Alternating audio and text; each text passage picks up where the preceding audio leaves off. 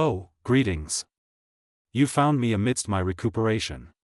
Kindly excuse the medical dressings and, well, what do your kind refer to it as? The distant gaze? That's the expression. Indeed, most fitting. I am Greg Torlon, lead historical warfare analyst for the Galactic Confederation, and, yes, a survivor of what is currently termed the 5-hour cataclysm, or as you Earthlings would phrase it, the occasion when your planet materialized and rendered everyone else utterly inept.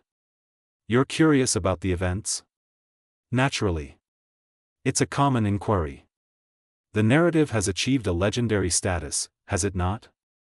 How did those pink, delicate beings, with their amusingly rudimentary technology, conclude a 2-century galactic conflict in less time than it requires most races to consume their evening meal?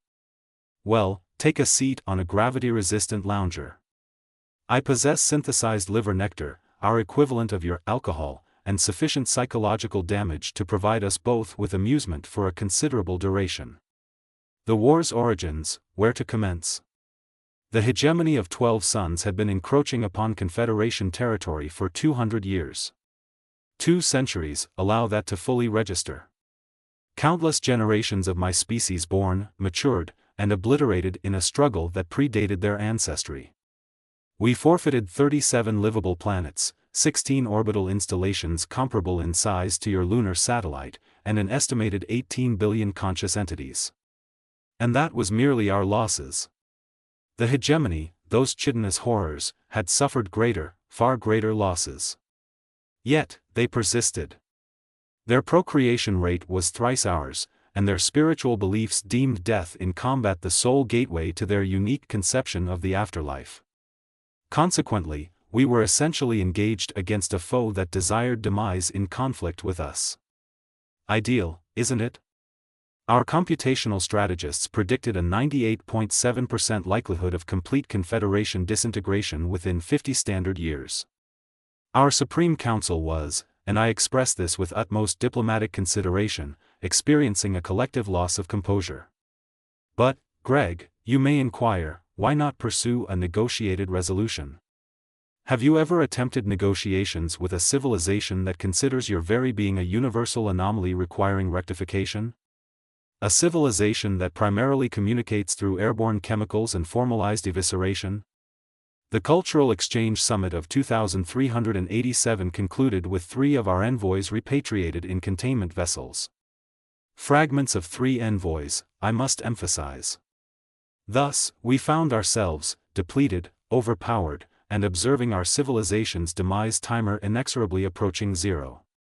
The Supreme Commanders congregated in their fortified shelters on New Cambridge, discussing, in hushed tones, a compact, cerulean emerald planet situated in a nondescript solar system. A world that our extended-range sentinels had been observing with growing curiosity. Earth. Your species had been detected, undoubtedly. We had been monitoring you since your initial, basic radio emissions permeated space.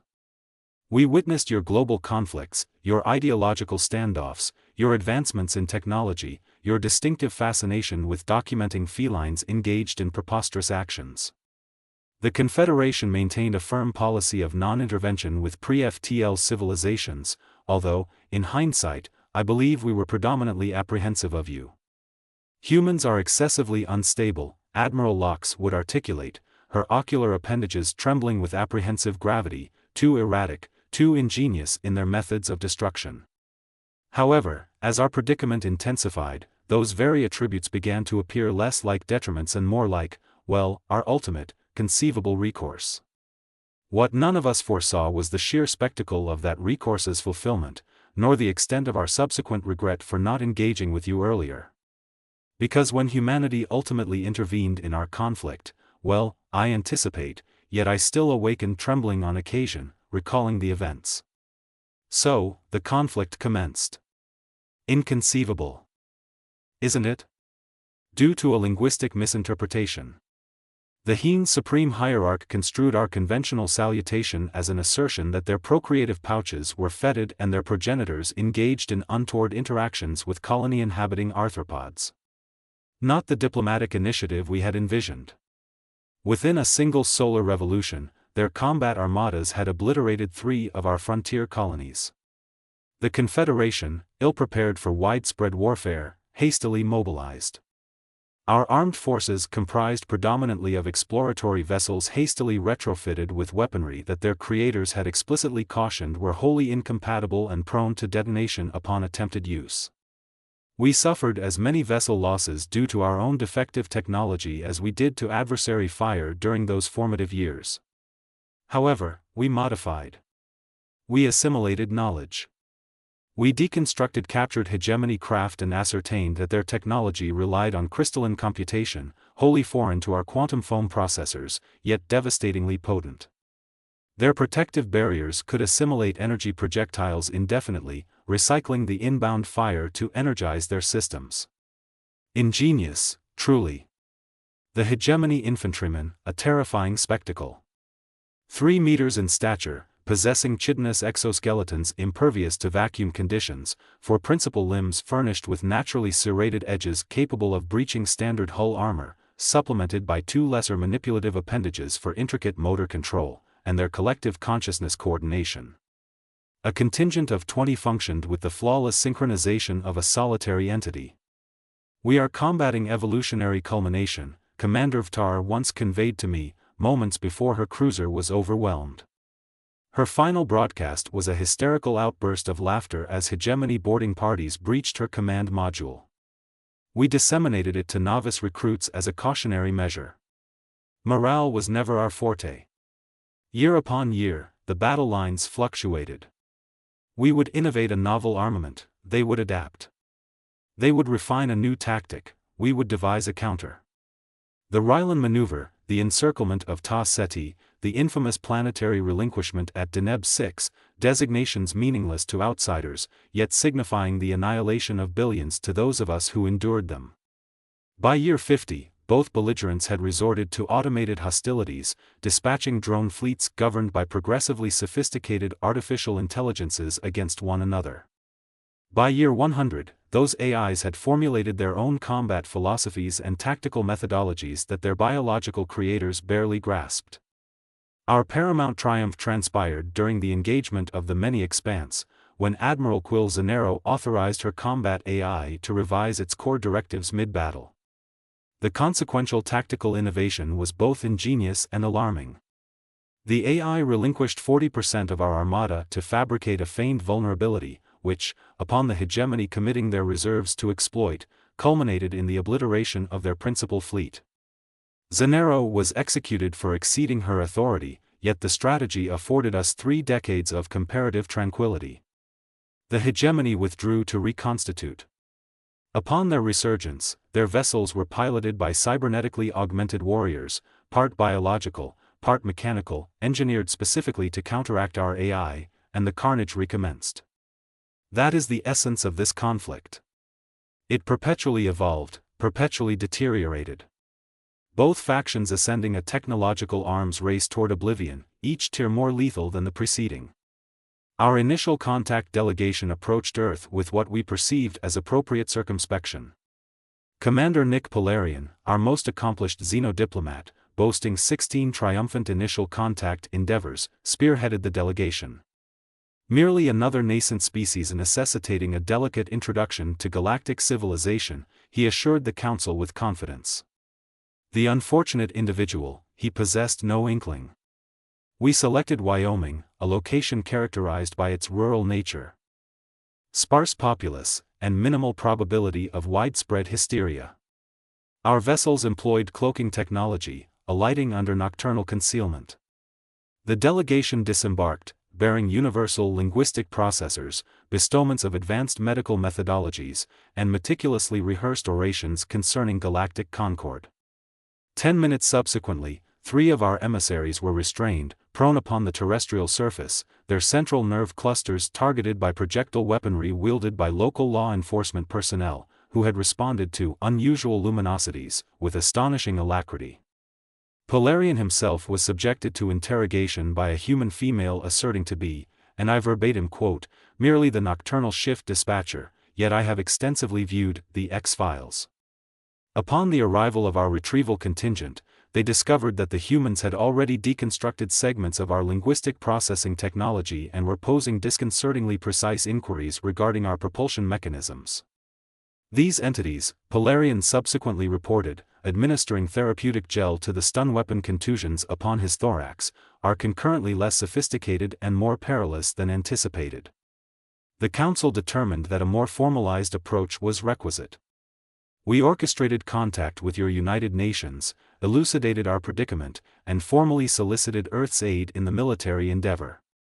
Your representatives requested a period for deliberation. A mere 3 local diurnal cycles later, they conveyed their response. While Earth extends empathy for your plight, we must respectfully decline military engagement at this juncture. Humanity remains embroiled in its own internal disputes and is ill-prepared for interstellar hostilities. So courteous, so judicious, and so utterly disingenuous.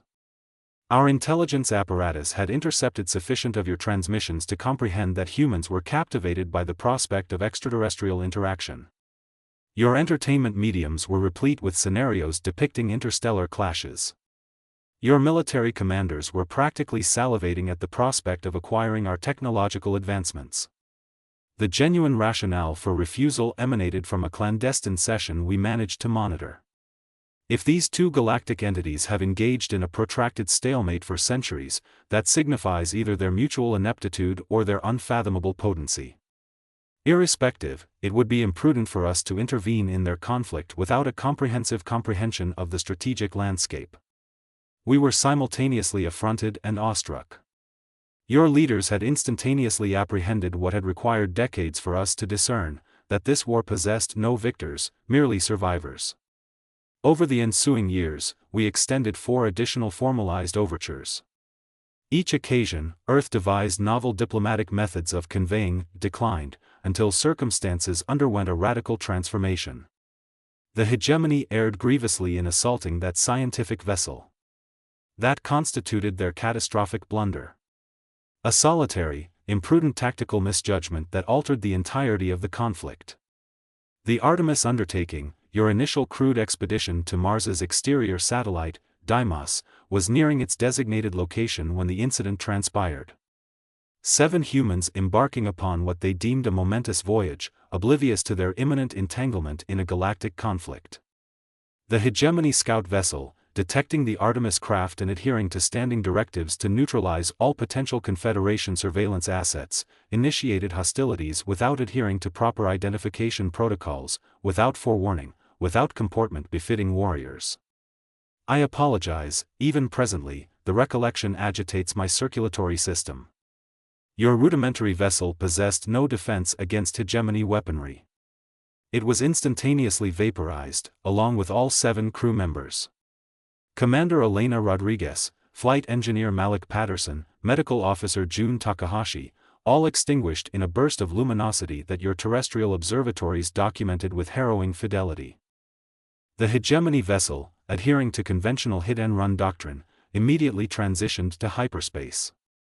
Mission report already transmitting to its battle group, merely another routine elimination of a prospective threat.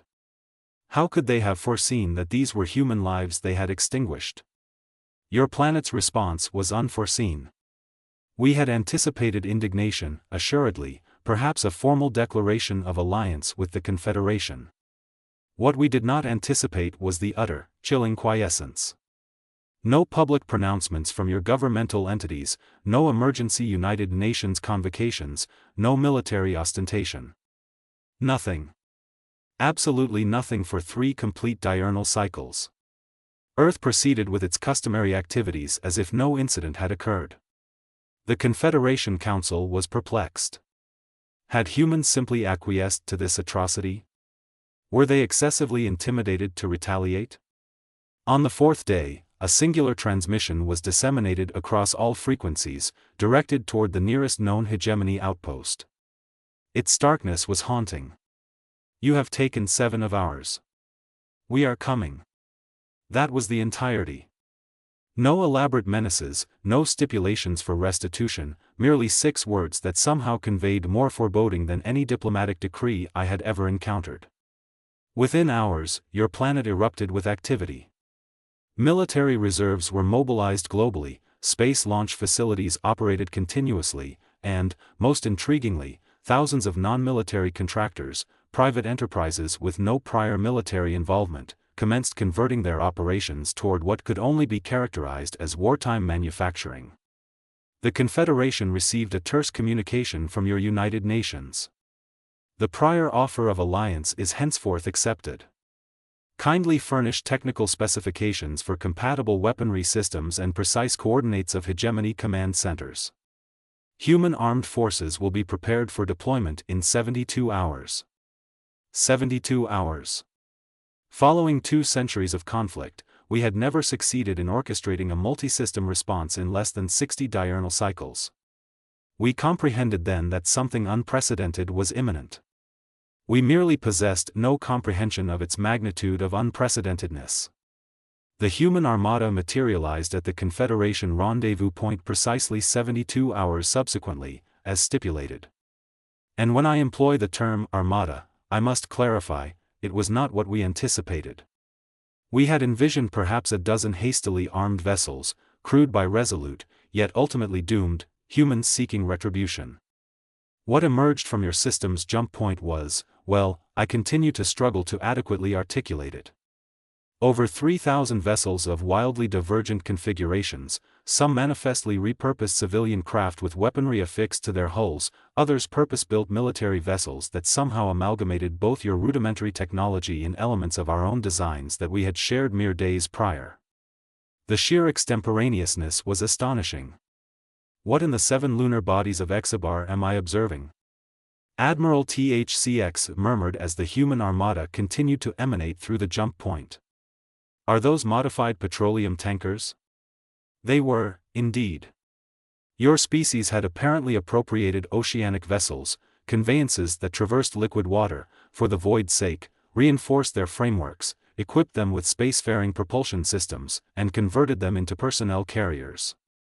It was simultaneously the most preposterous and most awe-inspiring feat of rapid militarization I had ever beheld. The Central Command vessel, if one could categorize that ungainly, asymmetrical monstrosity as a vessel, hailed our flagship. Upon the screen materialized a human female with closely cropped gray hair and ocular organs that reminded me uneasily of a Nordian hunting predator. General Morgan Way, United Earth Defense Force, she stated without introductory formalities. We have scrutinized your tactical data.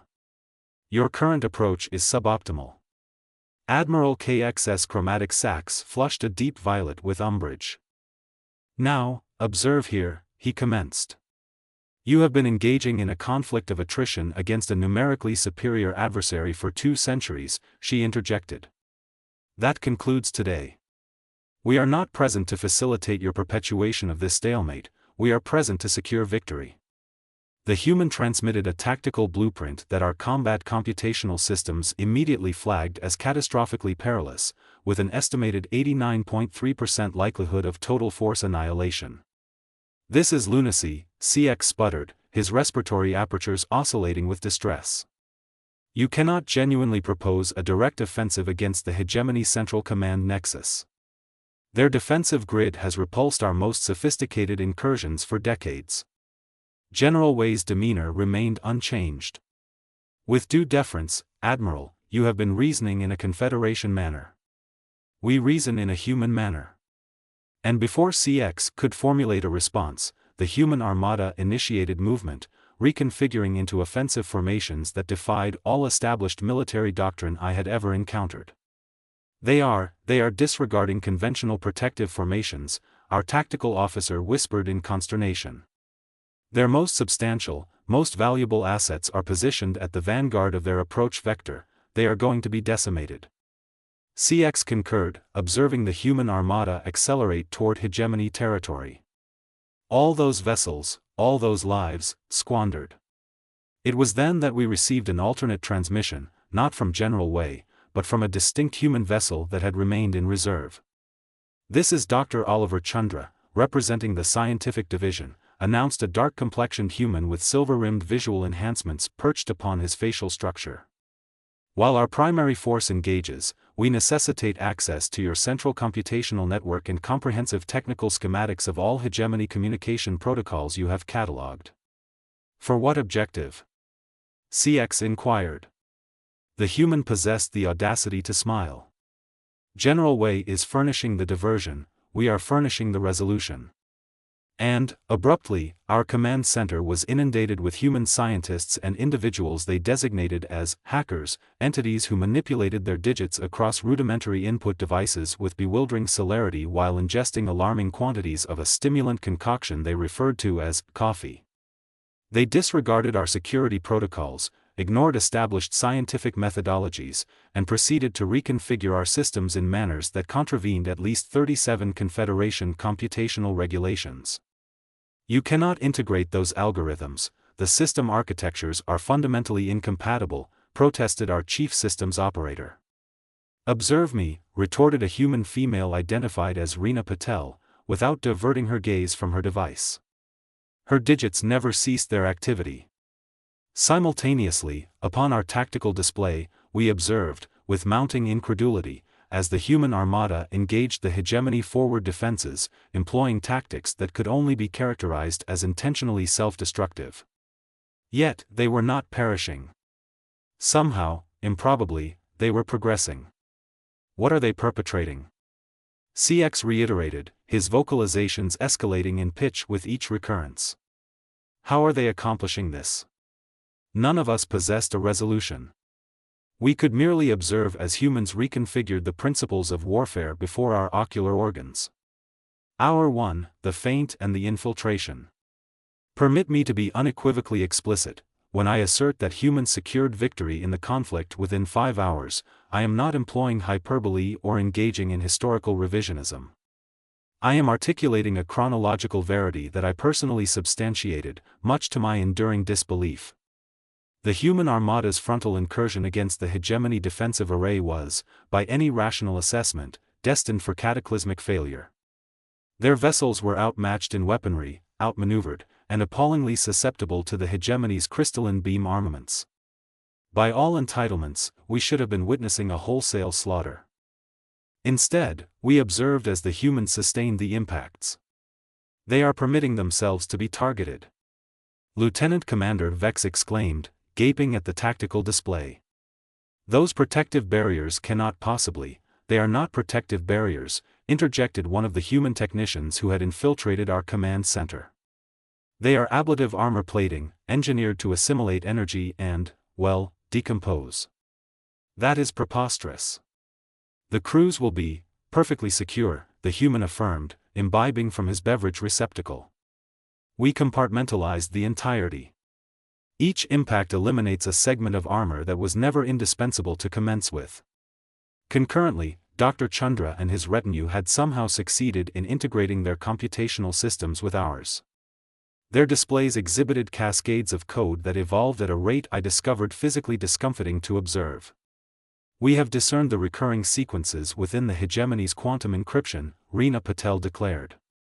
Their communication protocols possess a cyclical redundancy we can exploit. Initiating penetration sequence presently. That is unfeasible, protested our cybersecurity chief. We have been endeavoring to decipher their encryption for decades. Indeed, but you have been reasoning logically, Reena retorted, with a grin that exposed an excessive quantity of dental structures. We reasoned laterally. The vulnerabilities resided within the pattern superimpositions you dismissed as statistical aberrations. Hour 2, the deceptive stratagem. General Way's armada had, improbably, breached the initial echelon of hegemony defenses. The expenditure was staggering. Nearly 300 human vessels had been reduced to drifting wreckage, yet the remainder pressed forward with undiminished resolve, now engaging the secondary defensive sphere encircling the hegemony command nexus.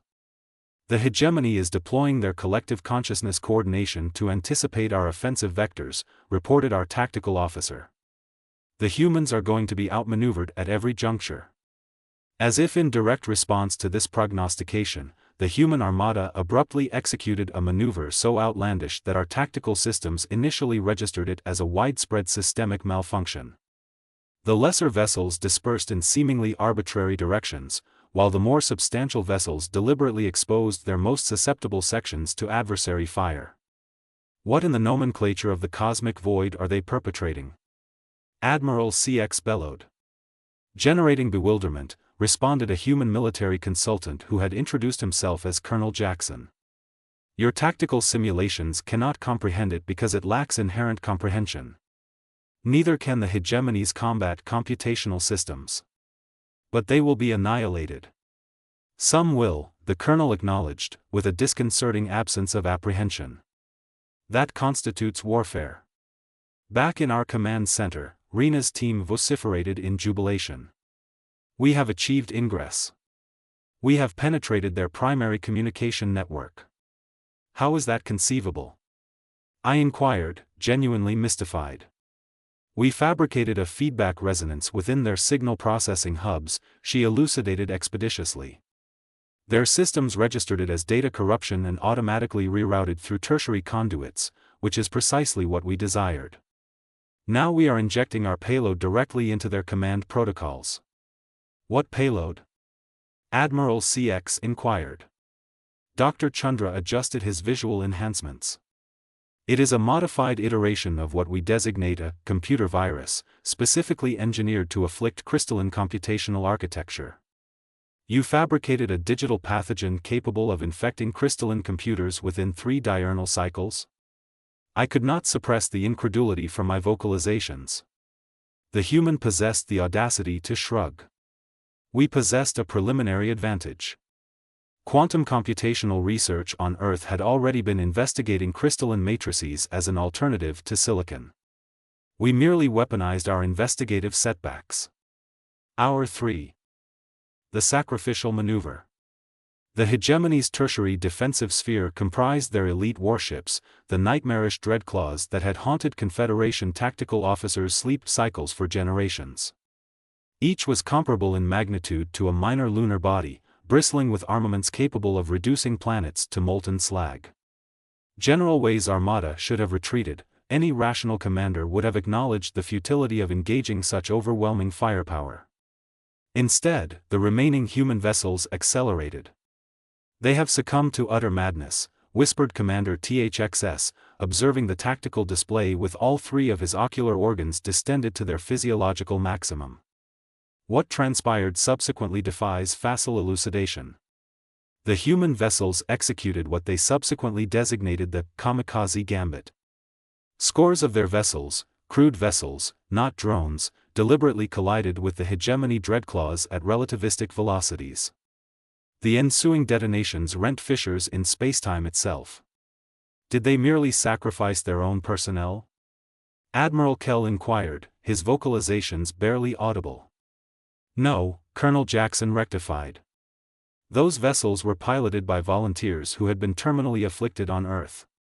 They designated themselves the Final Strike Battalion. Each individual selected this mission specifically. The breach points fabricated by these self-immolating incursions permitted the remaining human armada to circumvent the tertiary defensive sphere entirely, bringing them within striking proximity of the hegemony command nexus. Concurrently, within our command center, the human technicians were celebrating yet another breakthrough. The virus is propagating throughout their network, Rena proclaimed. It is afflicting their navigational systems initially, as intended. Their fleet coordination is commencing to disintegrate. Upon our displays, we could visualize it transpiring. The previously synchronized movements of hegemony vessels became erratic, their formations disintegrating, vessel after vessel forfeiting contact with the collective consciousness that governed their actions. Hour 4, the lethal enclosure. With the hegemony armada in disarray, General Wei's remaining vessels configured what the humans designated a kill box, encircling the command nexus, a colossal space station where the hegemony's governing council of hierarchs orchestrated the military endeavor. We have the nexus encompassed, General Wei reported via transmission. Commencing concluding phase.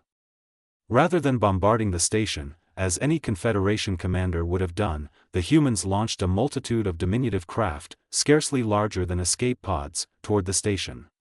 Boarding contingents? Admiral CX inquired, incredulously. Against hegemony warriors in close-quarters combat? That is self-annihilation. Marines, Colonel Jackson corrected, and they are not engaging the hegemony in hand-to-appendage combat, they are delivering payloads.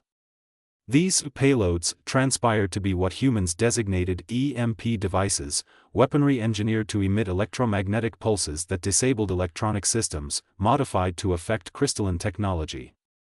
They methodically deactivated segment after segment of the hegemony command nexus. Simultaneously, Dr. Chandra's virus attained the central computational core of the nexus itself. The effect was instantaneous and catastrophic. Throughout hegemony territory, their warships abruptly forfeited all higher functionalities, reduced to drifting derelicts. Hour 5, the stipulation of surrender. With the hegemony leadership isolated and their armada incapacitated, General Wei established a direct communication channel to the Council of Hierarchs.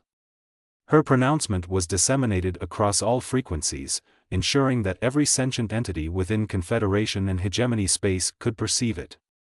This is General Morgan Wei of Earth. Your conflict is concluded. Your armada is disabled. Your command infrastructure is compromised. You possess 1 hour to transmit your unconditional capitulation across all channels, or we will be compelled to demonstrate what transpires when humans elect to engage with our full potential, rather than our restraint. The implicit menace resonated within the ensuing silence. No one who had witnessed the preceding 4 hours harbored any doubt that these humans, these terrifying, unpredictable entities, were capable of far greater atrocities than what they had already exhibited. 52 minutes subsequently, the hegemony capitulated. 2 centuries of warfare concluded within 5 hours, by a species that, until recently, had not even mastered faster-than-light propulsion. As the Confederation erupted in jubilation, I found myself positioned adjacent to Colonel Jackson, still endeavoring to process what I had substantiated. How? I inquired, simply. How did you accomplish this? The human contemplated me for a moment prior to responding. Your Confederation and the hegemony have been engaging in a gentleman's war, he articulated, adhering to protocols, employing conventional tactics, respecting certain demarcations. That is why it endured for 2 centuries. He imbibed from his stimulant beverage. Humans do not wage conflicts in that manner. We wage conflicts to terminate them. That transpired 3 standard years prior. The galaxy has undergone transformation since that juncture. The hegemony now exists as a client state, administered jointly by the Confederation and Human Oversight Committees. Their military capacity has been curtailed to defensive forces exclusively. Their leadership structure wholly reformed. The former hierarchs were not executed, as would have been customary under their own jurisprudence, but instead subjected to what humans term rehabilitation. I remain not entirely certain of the specifics of that process, but several former hegemony warlords now dedicate their time to cultivating ornamental vegetation arrangements and practicing something designated mindfulness meditation. It is profoundly unsettling. As for humanity, well, that constitutes the genuine narrative here. The Galactic Confederation anticipated Earth to claim vast territories as spoils of conflict, to stipulate technological transfers exceeding their developmental level, to establish themselves as the nascent hegemonic power within our region of space. Instead, they requested precisely 2 concessions: complete membership within the Confederation, with commensurate voting privileges, and the establishment of a memorial at the location where the Artemis crew perished. That was the entirety. Subsequent to preserving our entire civilization, they merely desired a seat at the deliberative assembly and a location to commemorate their fallen. Naturally, they received far more than that. Virtually instantaneously, humans became the most coveted consultants, advisors, and problem solvers within Confederation space. Their lateral cognitive approaches to scientific dilemmas have accelerated our technological advancement by an estimated 70 years within a mere 3. Their cultural exchanges have ignited artistic and philosophical renaissances upon a dozen worlds. Yet, there exists something additional, something unspoken that permeates every diplomatic convocation, every strategic planning session, every negotiation where humans are present. Apprehension. Not the paralyzing dread of imminent annihilation, but the subdued, persistent awareness that these ostensibly amicable entities terminated a 2-century conflict within 5 hours, that their capacity for aggression, when incited, surpasses anything our galaxy had previously envisioned as conceivable. No one articulates it audibly, but the notion remains ever present: what if they turn against us? It will not transpire, assuredly. Humans have substantiated themselves as unwavering confederates and remarkably conscientious galactic denizens. Yet, still, we recall those 5 hours. As Admiral KAC expressed in his valedictory address, the Confederation has acquired the most formidable ally imaginable, and I extend gratitude to the cosmic forces for that alliance. Yet, may we never fail to recall the precept of the 5-hour war, that humans do not merely engage in conflicts, they terminate them. They terminate them. I continue to experience a nocturnal terrors on occasion. Recalling the frigid precision within General Wei's ocular organs as she conveyed her ultimatum, the nonchalant manner in which Dr. Chandra's team dismantled technological impediments we had deemed insurmountable. The galaxy is at peace presently, a more salutary peace than we have experienced in generations. Yet, we all maintain a vigilant observation upon Earth, merely as a precautionary measure.